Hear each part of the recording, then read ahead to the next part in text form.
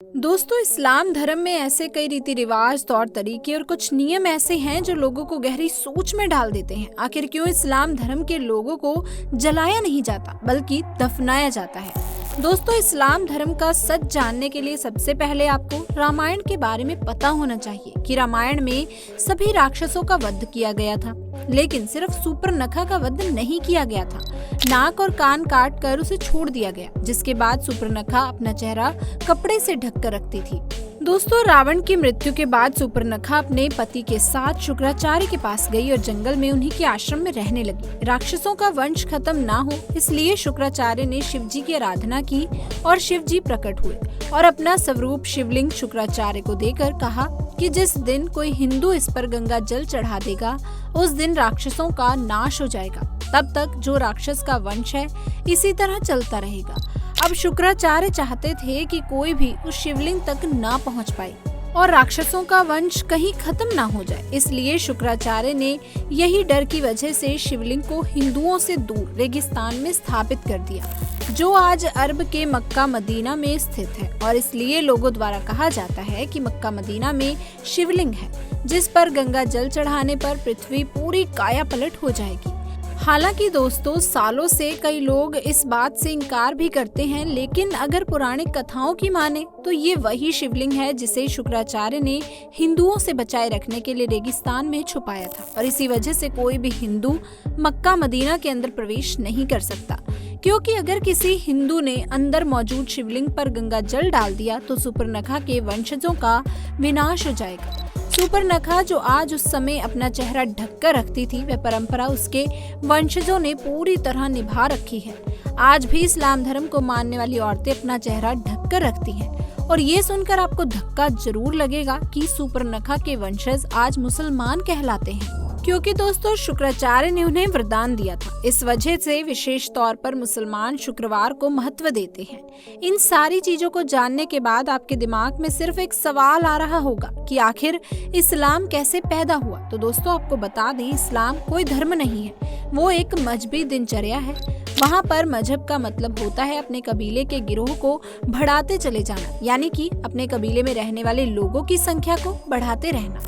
दोस्तों, ये तो हम सभी जानते हैं कि इस्लाम धर्म की स्थापना करने वाले मोहम्मद अरब के वासी थे और अरब के देशों में सिर्फ और सिर्फ रेगिस्तान पाए जाते हैं। वहाँ आप जंगल तो छोड़िए, हरियाली भी नहीं दिखाई देती, लेकिन वहाँ पर मुश्किल से 1-2 पेड़ ही नजर आते हैं। और इसी वजह से वहाँ पर लोगों के मरने के बाद उन्हें जलाने के लिए लकड़ियाँ ना होने के कारण शरीर को जमीन में दफना दिया जाता है।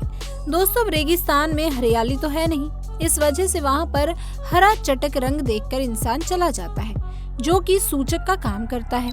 इसी वजह से इस्लाम धर्म में हरे रंग को इतनी ज्यादा महत्वता दी जाती है।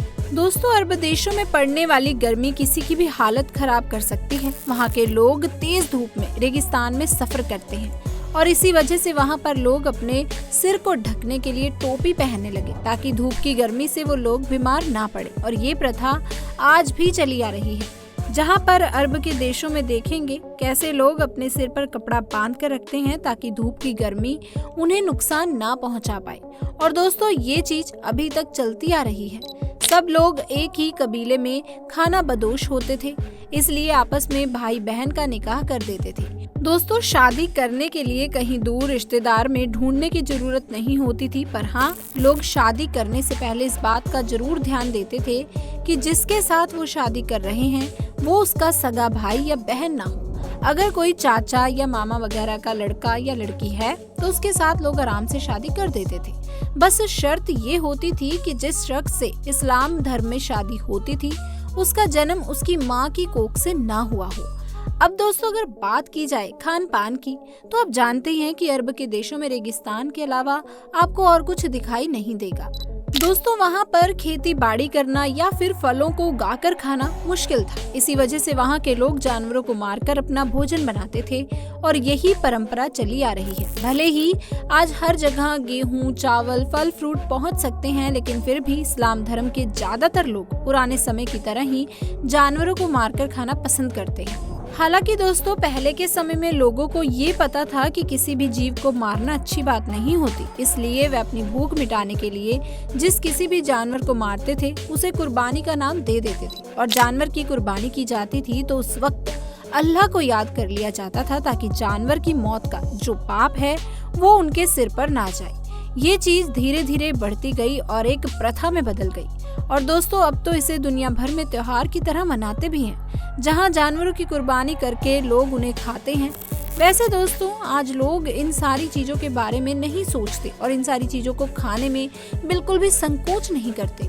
अब दोस्तों ये बात तो आप अच्छे से जानते होंगे कि रेगिस्तान इलाके में मूर्ति बनाने के लिए मिट्टी नहीं मिलती, जिसकी वजह से उन्होंने मूर्ति पूजा को अपने कबीले से खारिज कर दिया।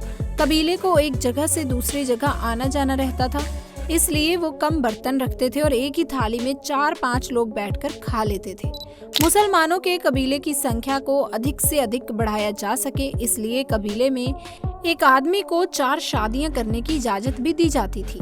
अब इन सारी बातों पर गौर किया जाए तो इससे ये चीज साफ होती है कि इस्लाम कोई धर्म नहीं है, बल्कि कबीला है जिसे सिर्फ जनसंख्या को बढ़ाने के लिए बनाया गया।